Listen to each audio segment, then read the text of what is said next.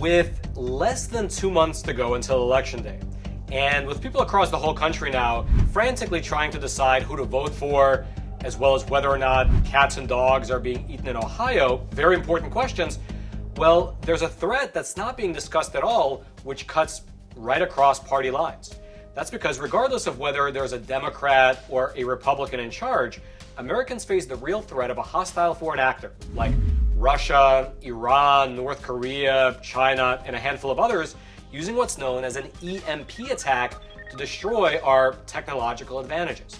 In case you've never heard of it before, an EMP attack, otherwise known as an electromagnetic pulse attack, is one of the most deadly threats facing our country. The way that it works is that a nuclear weapon can be detonated in the stratosphere above the United States. This type of an explosion, it would not kill anybody directly, but instead what it would do is cripple the entirety of our electrical grid, setting us back 100 years in the blink of an eye. At its essence, a high-altitude electromagnetic pulse is achieved when you have a nuclear warhead get detonated anywhere between 20 to 250 miles above the surface of the Earth. This can be achieved by multiple ways. You can strap a bomb to a satellite, or onto a missile, or even onto a spy balloon. The key is just to make sure that the nuke is high up in the air enough, right above the target that you want to take out. And notably, these bombs, they don't need to contain a huge nuclear yield in order to generate a large EMP. Even a payload as small as, let's say, 10 kilotons can produce large enough electromagnetic pulses to critically disrupt the US electric grid. Now, one thing that's relevant to know about nukes when discussing EMPs is that besides the destructive fireball that we usually see in movies, the one that destroys everything in a given path, a side effect of a nuclear explosion is the release of an intense pulse of electromagnetic radiation that covers everything in the line of sight from the epicenter of the actual explosion. And so here's a map to give you an idea of what this looks like in practice. If a nuclear warhead was detonated about 18 miles above the surface of the Earth, it would generate an EMP that would cover several states. At 62 miles above the Earth, it would cover several more states. At 125 miles, it would cover almost the entirety of the US. And at 250 miles, it would cover not only the entirety of the continental United States, but also a giant part of Canada as well as Mexico. Now, what's interesting to note is that unlike a typical nuclear attack, an EMP attack, it doesn't really have the associated physical destruction. You're not going to see buildings get toppled over or cars melted to the ground or things like that. But what you will experience is that all of your electronic devices immediately stop working as the electromagnetic pulse waves completely overload and fry the circuits. And so basically everything, elevators, cell phones, electronic billboards, the ATM, your electronic stove, the microwave, everything shuts down. Although at this point you might be asking the obvious question, how do we actually know this? If an EMP attack has never been done before, how do we know how it actually works? Well, the answer is rather simple. The US has been running these tests. You see, the knowledge that we have about these EMP attacks date back to 1962 when the US was conducting nuclear experiments off of the coast of Hawaii. At that time, officials within the defense sector of the US federal government, they had this worry that if the Soviet Union were to detonate a nuclear bomb in the space above the United States, it could damage or even destroy our intercontinental ballistic missiles. And so, to face this threat, the US federal government, they authorized and they conducted something known as Project Fishbowl, where they set up a series of these high-altitude nuclear weapons tests to find out for themselves what actually happens when nuclear weapons are detonated in space. And one of those tests was called Starfish Prime.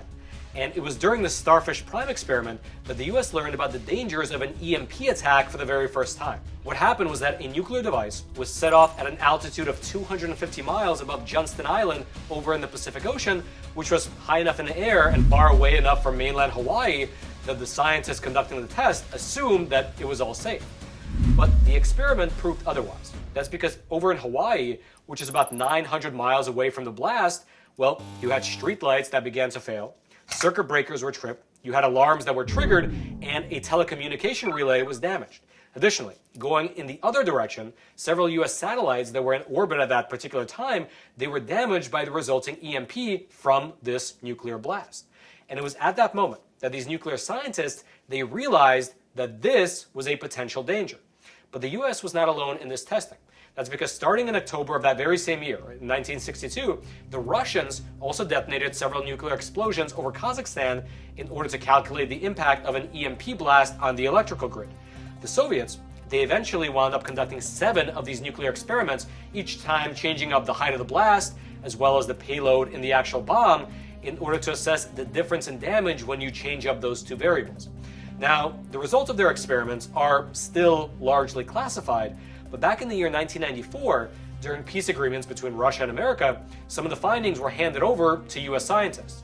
And according to what the Russians revealed to Americans, and then subsequently what the American scientists revealed to the public, the EMP blasts over in Kazakhstan, they destroyed transformers, they destroyed generators, entire communication systems, switchboards, and almost all electronic devices in a given locality. And so, taking that knowledge, you fast forward to today, and if you were an up-and-coming world power, like China, or a regional power like Iran, or let's say somewhat of a rogue nation like North Korea, and you're looking at the United States, a technologically superior country that you might not be able to win in a head-to-head match, well, what do? The answer is obvious. You destroy the very foundation of the infrastructure that makes your enemy superior.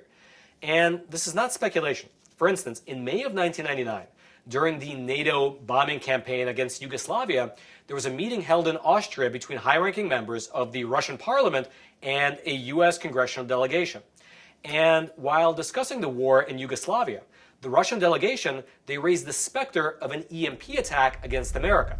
In a declassified report that you can see up on your screen, here's where Congressman Roscoe Barley recalled was said during that meeting by his Russian counterpart. Quote, "At one point, Vladimir Lukin looked up. He said, if we really wanted to hurt you, with no fear of retaliation, we would launch an SLBM, submarine launch ballistic missile from the ocean, detonate a nuclear weapon high above your country, and shut down your power grid and your communications for 6 months or so."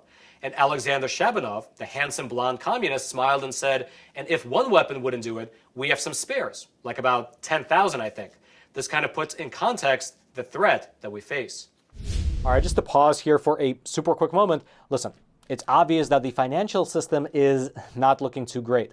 After being pumped up with trillions of virtually free government dollars for many, many years now, well, the stock bubble might actually burst in the near future. And in that process, unfortunately, it could take away the nest egg of anyone who happens to be exposed to it.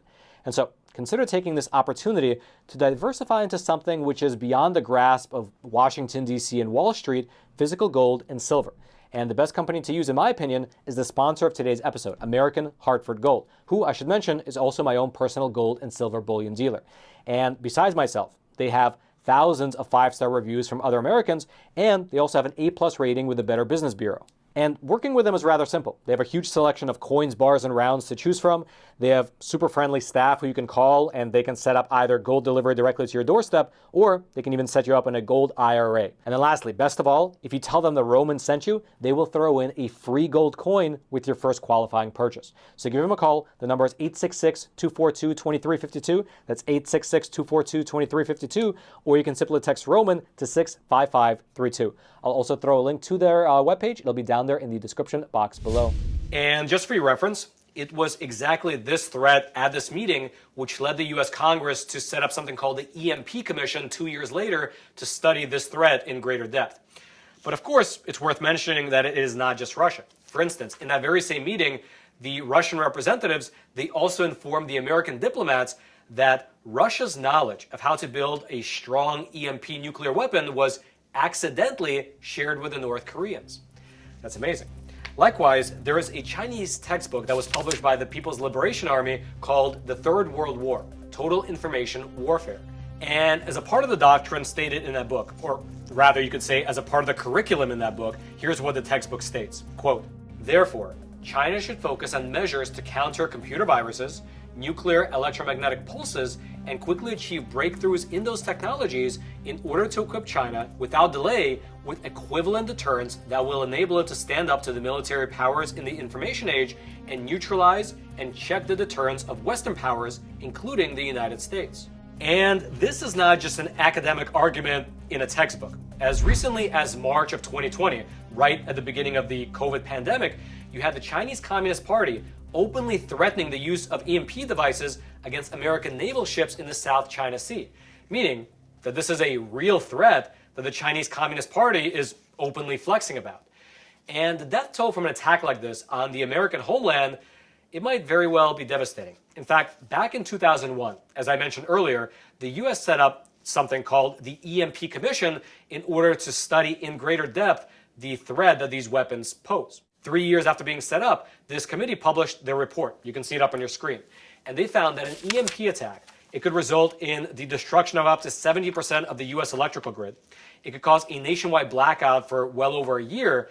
And that blackout, it could result in the deaths of up to 90% of the American population through both starvation as well as general societal collapse. Again, this blackout would lead, according to the experts who looked into it in great depth, to the deaths of tens or perhaps even hundreds of millions of Americans. And the reason for why this is so is unfortunately rather simple. We currently live in a time where almost everything we do requires some form of electricity. I mean, every single industry that we rely on depends on electricity to function. And so without electricity, businesses would shut down. Most people, they couldn't heat or cool their homes. Both gas and oil pipelines would shut down because both of those systems run on electricity. And when the oil stops flowing, well, that's a hard stop for delivery trucks providing food. Fresh water stops flowing into people's homes. The internet obviously goes down. Phone lines stop working. Nuclear reactors are suddenly unable to maintain their core temperatures and they might melt down. The ATM no longer works and the banks are shut down so you can't get your money, and so on. There are literally thousands of problems like these that the country would face if the electrical system was suddenly destroyed. And you can also imagine that it would not take long before society itself disintegrates and people start resorting to any and all means necessary to fight for both their own as well as for their family's survival. Now, let me ask you, how many people do you think right now in this country could survive a situation like that? How many people have the knowledge, the skills, the abilities, and the available resources to survive a situation where, in the blink of an eye, we're thrust back into pre-industrial times? Well, again, the researchers who look deeply into this scenario, they estimate that number to be about 10%. About 1 in 10 Americans, mostly located in rural areas far away from the cities, would be able to take care of themselves. In fact, the US government recently declassified a very important document having to do with these EMP attacks. And inside of this document, you have an exchange that took place in a closed-door meeting before the Armed Services Committee, wherein Dr. William Graham, who was the chairman of the EMP Commission, he presented a rather stark assessment of what America would look like following an EMP attack. Here's how this declassified exchange took place. It starts with Congressman Roscoe Barley from Maryland asking the following, quote, "I read a pre-publication copy of a book called 1 Second After. I hope it does get published. I think the American people need to read it. It was the story of a ballistic missile EMP attack in our country. The weapon was launched from a ship off of our shore, and then the ship was sunk so that there were no fingerprints. The weapon was launched about 300 miles high over Nebraska, and it shut down our infrastructure countrywide. The story runs for a year, and it is set in the hills of North Carolina. At the end of the year, 90% of our population is dead. There are 25,000 people only still alive in New York City. The communities in the hills of North Carolina are more lucky. Only 80% of their population is dead at the end of the year. I understand that this is a realistic assessment of what a really robust EMP laydown could do to our country." And so, to that very bleak scenario, Dr. Graham responds by saying this, quote, "We think that this is the correct range. We don't have experience with losing the infrastructure in a country with 300 million people, most of whom don't live in a way that provides for their own food and other needs. We can go back to an era when people did live like that. That would be 10% would be 30 million, and that is probably the range where we could survive as a basically rural economy." And so that is an obviously rather bleak assessment. And at that point, whether the remaining Americans would be able to fend off an attack from Chinese communist invading forces would be a whole other question. And so there you have it. While the media in this country has been focused this election on whether or not cats and dogs are or are not being eaten over in Ohio, which granted is an interesting question in and of itself, well, the true threats facing this country are hardly ever discussed seriously.